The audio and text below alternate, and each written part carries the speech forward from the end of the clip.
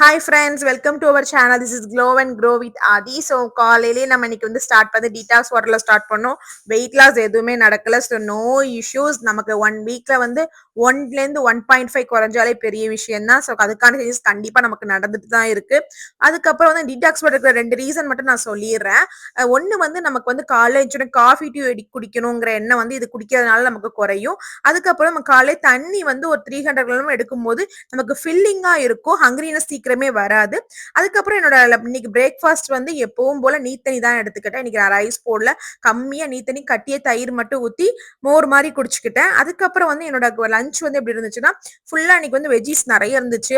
வெண்டைக்காய் ஃப்ரை, வாழைப்பூ, அதுக்கப்புறம் வந்து ஆக்சுவல் குக்கும்பர், கேரட். நம்ம எப்பவும் போல நான்வெஜ் வந்து இன்னைக்கு வந்து ஃபிஷ் குழம்பும் ஃபிஷ் ஃப்ரையும் எடுத்துக்கிட்டேன். ஸோ ஆக்சுவலி நம்ம எக்கும் நம்ம இதில் இருக்கும், நட்ஸ் கண்டிப்பா இருக்கும். இதுதான் நம்மளோட பிளேட்டிங்கா இருந்துச்சு. இன்னைக்கு குழம்பு வந்து நல்ல டேஸ்டாவே இருந்துச்சு. அதுக்கப்புறம் நம்மளோட ஃபிஷ் ஃப்ரை வந்து இன்னைக்கு வந்து பெப்பர் போட்டு பண்ணது நல்ல காரமா இருந்துச்சு. சாப்பிட்றதுக்கு டேஸ்டா இருந்துச்சு. இதுதான் நம்மளோட ஃபைனல் பிளேட்டு.